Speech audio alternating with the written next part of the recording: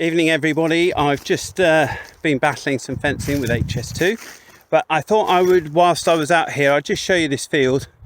We visited this a couple of times. I think it was drilled on the 3rd of December with the Claydon, terrible conditions. I had a review of it in the spring to say that it had failed in the middle.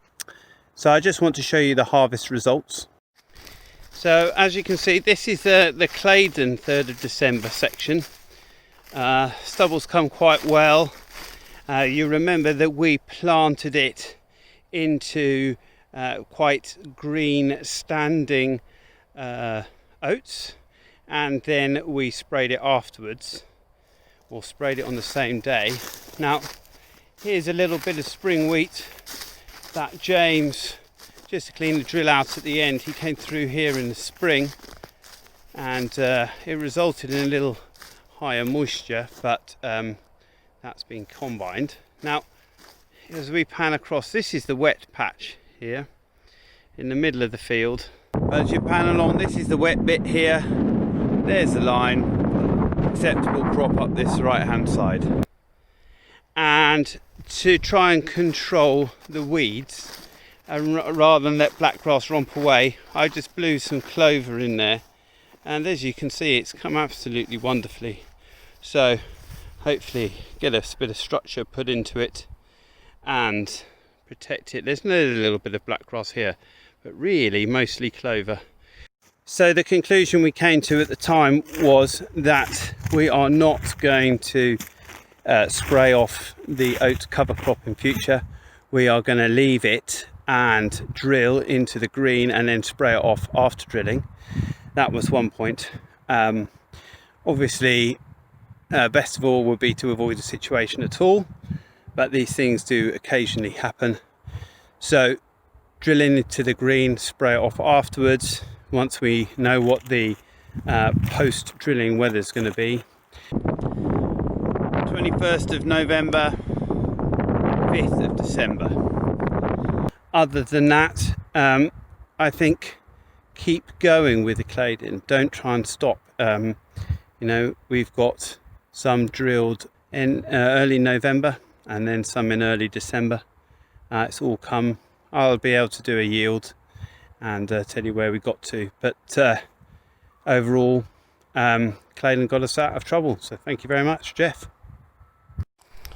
So this is the October drilled stubble, and overall I'm quite pleased with that.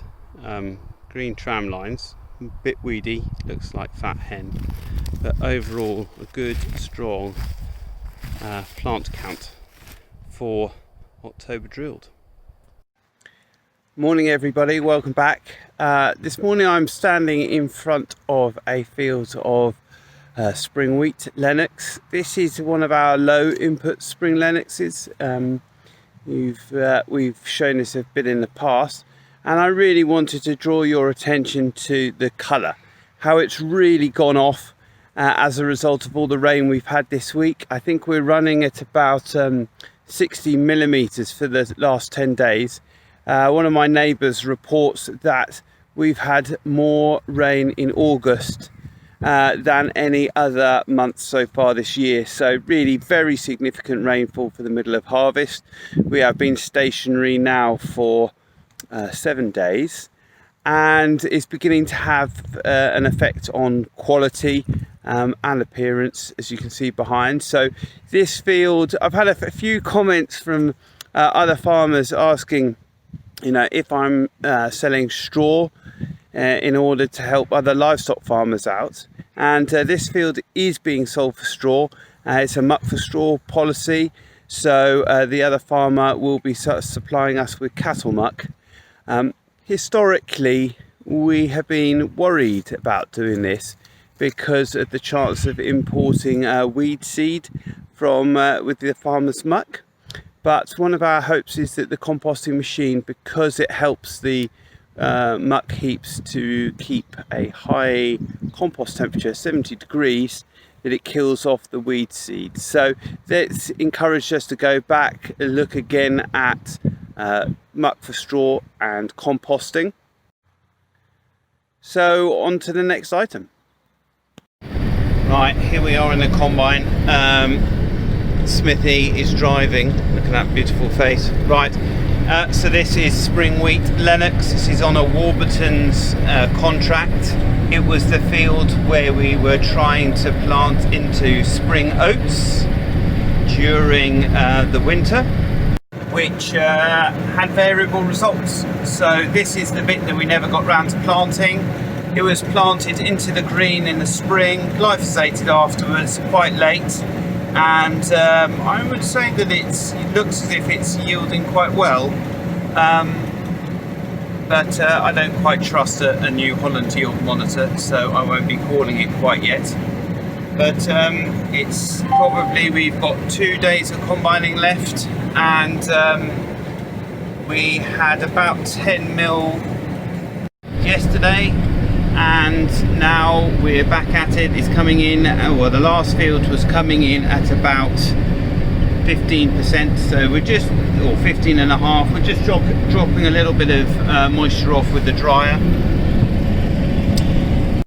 It's a bit noticeable that there is green in this crop, but it's not from secondary tillers. It appears to be more sort of weed and maybe volunteer oats, actually, looking at it, but big broadleaf thistles, stuff like that, rather than secondary tillers.